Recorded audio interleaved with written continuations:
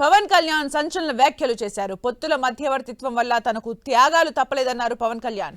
BJP సీట్లు కోరుకోవడం వల్ల తాను కొన్ని సీట్లు వదిలేయాల్సి వచ్చిందన్నారు. మొత్తం మీద పొత్తుల కోసం మధ్యవర్తిత్వం వహించడం వల్ల ఎంతో నష్టపోవాల్సి వచ్చిందని అన్నారు. పెద్ద మనసుతో వెళితే తానే సీట్లు వదులుకోవాల్సి వచ్చిందని పవన్ ఆవేదన చెందారు. పొత్తు వల్ల నాగబాబు పార్లమెంటరీ సీట్ కూడా వదులుకోవాల్సి వచ్చిందన్నారు. పొత్తులు అనుకున్నాక చాలా సమస్యలు, త్యాగాలు ఉంటాయని పవన్ తీవ్ర వ్యాఖ్యలు చేశారు.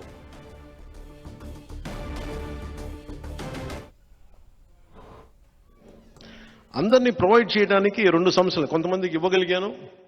ఇచ్చి ఈ అలయన్స్లో భారతీయ జనతా పార్టీ కోరుకోవడం వల్ల కొన్ని సీట్లు వదులుకోవాల్సి వచ్చింది అదనంగా. దాంట్లో కొంతమంది మన వాళ్ళే నష్టపోయారు. మధ్యవర్తిత్వం వహిస్తే ఏమి నష్టపోతామో నాకు బాగా అర్థమైంది. పెద్ద మనసుతో వెళ్తే మనం చిన్న చేసుకునే వాళ్ళు అయ్యాం. కానీ మంచిదే, నేను పెద్ద మనసుతో చేసిన తగ్గించుకున్నా కానీ 5 కోట్ల మంది ప్రజలకి మా వాళ్ళు 10 మంది త్యాగం నిజంగా మంచిది. విదురు నీతిలో ఒకటి ఉండదు. ఒక రాజ్యం కోసం, ఒక కుటుంబం కోసం ఒక వ్యక్తి, ఒక గ్రామం కోసం ఒక కుటుంబం, ఒక రాజ్యం కోసం ఒక గ్రామాన్ని వదులుకోక తప్పదని. అంటే ఒక రాజ్యక్షేమం కోసం గ్రామాన్ని కూడా వదులుకోక తప్పదని. అలాగే ఒకసారి మేము రాజ్యక్షేమం కోసం, ఆంధ్ర రాజ్యక్షేమం కోసం నాతో సహా మేము త్యాగాలు చేయాల్సి వచ్చింది. ఒక పార్లమెంట్ సీట్ కూడా వదులుకోవాల్సి వచ్చింది. స్వయాన మా అన్న, మా నాగబాబు, నాకు హిస్టరీ పాఠాలు నేర్పించిన నా టీచర్ నాని పాల్కీవాల్ అనే గొప్ప లాయర్ని నాకు పరిచయం చేసిన వ్యక్తి, ఒకలా నా టీచర్. నాకు ఆయనకి మాట ఇచ్చి కూడా నేను ఈ పొత్తులో దాన్ని త్యాగం చేయక తప్పలా. అలాంటిది మా అన్న ఈరోజు పొద్దున లెటర్ పంపించాను. ఏం పర్లేదు, నేను నీకు అండగా ఉంటాను. నువ్వు చెప్పిన 21 నియోజకవర్గాల్లో, అంటే నువ్వు చెప్పిన 21 నియోజకవర్గాల్లో మన అందరి అభ్యర్థుల కోసం కృషి చేస్తాను. నువ్వు ఎక్కడైతే అలయన్స్ పార్ట్నర్స్ ఉన్నారో ఎక్కడికి వెళ్ళమంటో అక్కడికి వెళ్ళి నేను పనిచేస్తాను. మనస్ఫూర్తిగా మా అన్నయ్య నాగబాబు గారికి నన్ను అర్థం చేసుకున్నందుకు ప్రత్యేకంగా నా కృతజ్ఞతలు. అది ఎందుకు చెప్తున్నానంటే, త్యాగాలు చేయకుండా ఎవరూ లేవు. వీటన్నిటి వెనక రాష్ట్రం బాగుండాలని ఒక ప్రయోజనం. కొంతమందికి వచ్చినాయి, కొంతమందికి రాలేదు. రేపు పొద్దున ప్రెస్ మీట్లు పెట్టి నన్ను తిడితే నేనేం బాధపడను. నేను మీ ఆవేదన అర్థం చేసుకున్నాను. కానీ స్థాయికి మించి చేస్తే మటుకు క్రమశిక్షణ చర్యలు తప్పవు. నేను నన్ను వ్యక్తిగతంగా ఏదైనా తిట్టండి, పొత్తు ధర్మాన్ని మటుకు ఆ స్ఫూర్తిని చంపగలను. అలాంటి వ్యక్తులు ఎవరన్నా కూర్చొని ఉన్నా కానీ భవిష్యత్తులో కానీ సమీప భవిష్యత్తులో కానీ ఖచ్చితంగా క్రమశిక్షణ. రైట్. జనసేన అధినేత పవన్ కళ్యాణ్ సంచలన వ్యాఖ్యలు చేశారు. మధ్యవర్తిత్వం వహిస్తే త్యాగాలు తప్పడం లేదు అంటూ కూడా సంచలన వ్యాఖ్యలు చేశారు. మరిన్ని అప్డేట్స్ మా ప్రతినిధి నరసింహారావు అందిస్తారు. నరసింహారావు,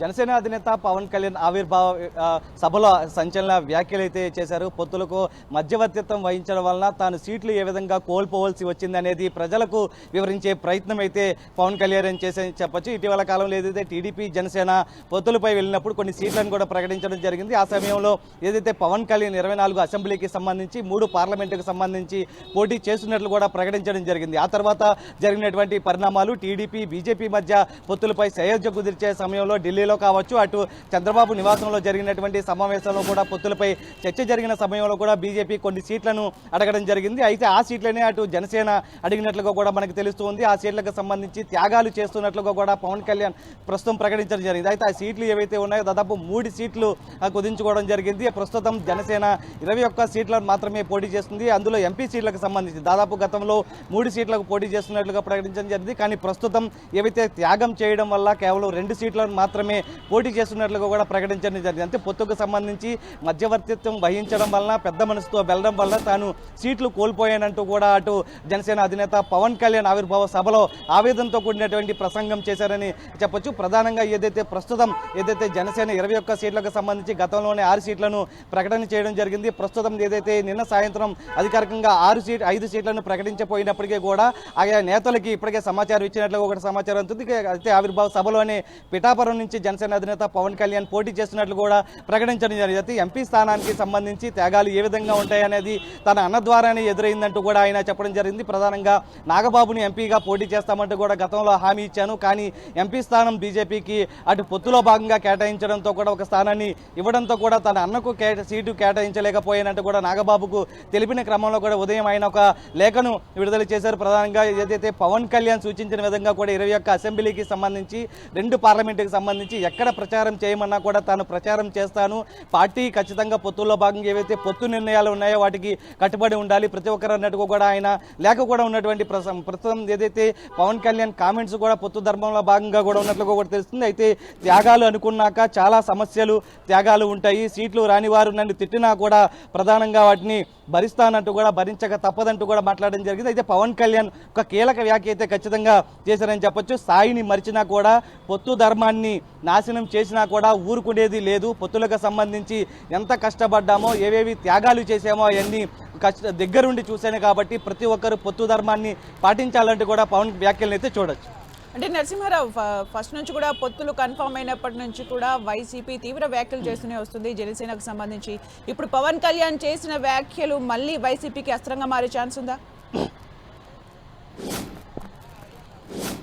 అంటే పవన్ కళ్యాణ్ ఒకటే చెప్తున్నారు, ఏదైతే రాష్ట్రంలో వైసీపీ అరాచక పాలనను ఖచ్చితంగా గద్దె నింపాలి, వైసీపీ వ్యతిరేక ఓటు చేయకూడదన్న నానుడితోనే ప్రధానంగా పొత్తుల్లోకి వెళ్ళినట్లు కూడా ఆయన ఇటీవల కాలం నుంచి కూడా ప్రకటిస్తున్నటువంటి పరిస్థితి. ఈ నేపథ్యంలోనే పొత్తు ప్రధానంగా ఏదైతే టీడీపీ జనసేన మొదట్లో ఆ సమస్యల మీద పోరాటం జరిగింది, అనేక అంశాలకు సంబంధించి కూడా ఇద్దరు కలిసి పనిచేసినటువంటి పరిస్థితి. ఈ నేపథ్యంలోనే ప్రస్తుతం తర్వాత చర్చల్లో భాగంగా అటు బీజేపీని ఒప్పించే కార్యక్రమం కూడా జనసేన అధినేత పవన్ కళ్యాణ్ తీసుకున్నారు, మధ్యవర్తిత్వం వహించారు. ఢిల్లీలో సమావేశాలు కావచ్చు, అటు చంద్రబాబు నివాసంలో కావచ్చు, నోటల్ హోటల్ ఇతరత్ర జరిగినటువంటి సమావేశాల్లో కూడా ఆయన మధ్యవర్తిత్వం వహించినట్లు కూడా ఆయన స్పష్టం చేయడం జరిగింది. ప్రస్తుతం వీటన్నిటికి సంబంధించి ఏవైతే రాష్ట్ర ప్రభుత్వ అరాచకాలకు సంబంధించి ఆయన చెబుతున్నటువంటి మాటల్లో వైసీపీ వ్యతిరేక ఓటుకు సంబంధించి చేయకూడదనే ఉద్దేశంతోనే టీడీపీ జనసేన బీజేపీ కూటమి ఉందంటూ కూడా ఖచ్చితంగా వీరిని ఆశీర్వదించాలంటూ కూడా ఇప్పటికే దీనికి సంబంధించి కొన్ని సీట్లను త్యాగం చేసినటువంటి ఉదాహరణలు కూడా పవన్ కళ్యాణ్ వివరించడం జరిగింది. తన అన్నకే సీటు ఇవ్వలేని పరిస్థితి ఉంది, మిగిలిన నియోజకవర్గాలకు సంబంధించి ఎవరైతే సీట్లు రాని వారు ఉన్నారో వారు కూడా ఖచ్చితంగా పార్టీ న్యాయం చేస్తుంది, వారు ఎవరు కూడా ఆగ్రహ ఆవేశాలకు లోను కావద్దు, ఖచ్చితంగా న్యాయం చేస్తామంటూ కూడా చెప్తున్నటువంటి పరిస్థితి. ప్రస్తుతం పొత్తులో భాగంగా సీట్లు మొత్తం కన్ఫర్మ్ అయిపోయిన తర్వాత ఒక కార్యాచరణ, ఒక బహిరంగ సభలకు మొత్తం ప్లాన్ చేస్తుంది. ఎందుకంటే పిఠాపురం నుంచి ఇప్పటికే జనసేన అధినేత పవన్ కళ్యాణ్ పోటీ చేస్తారని ప్రకటన చేయడం జరిగింది, కానీ ఎంపీ స్థానానికి ఆయన పోటీ చేయడం లేదంటూ కూడా ఆయన ప్రకటన అయితే చూడొచ్చు. ప్రధానంగా ఏదైతే రాష్ట్రంలో జరుగుతున్నటువంటి పరిణామాల నేపథ్యంలో కూడా ఖచ్చితంగా వైసీపీని ఎదుర్కోవాలంటే ఖచ్చితంగా పొత్తులో వెల్లడమైన భావం కూడా 3 పార్టీలు కలిసినటువంటి పరిస్థితి. ఈ నేపథ్యంలోనే 17వ తేదీన బహిరంగ సభ చిలకలపూడిలో జరగబోతుంది. ఈ సభకు సంబంధించి అటు పవన్ కళ్యాణ్, ప్రధాని నరేంద్ర మోడీతో పాటు టీడీపీ అధినేత చంద్రబాబు కూడా ముగ్గురు ఒకే వేదిక పైన ఉండబోతున్నారు. ఖచ్చితంగా ఒక కార్యాచరణ, ఒక అల్టిమేటం సంబంధించి రాష్ట్రంలో ఏ విధంగా పొత్తులో భాగంగా 3 పార్టీలు వెళ్ళబోతున్నాయి, అధికారంలోకి వచ్చే విధంగా కూడా ఏ విధంగా ఉండబోతుంది అనేది కూడా ఒక సభ ద్వారా ప్రజలకు క్లారిటీ ఇచ్చే అవకాశం అయితే కనిపిస్తుంది. Thank you Narasimharao for the updates.